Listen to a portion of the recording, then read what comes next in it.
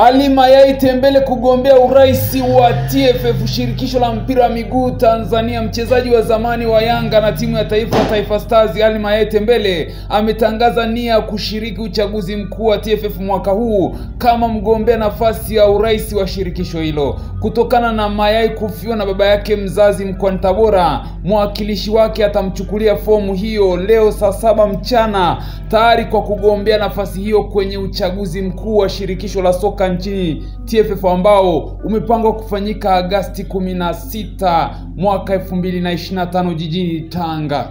Hii sio mara ya kwanza kwa Ali Mayai Tembele kugombea nafasi hiyo, kwani alishagombea nafasi hiyo hakakosa, lakini kwa wakati huu ametangaza nia ya kugombea nafasi hiyo. Atachuana tena na Karia kama alivyochuana kwa wakati ule, lakini Karia akaibuka kidedea. Lakini kwa nafasi hii sasa Ali Mayai amejitosa na ametangaza nia ya kugombea nafasi hiyo kubwa katika nafasi ya shirikisho la mpira hapa nchini Tanzania kama rais wa TFF.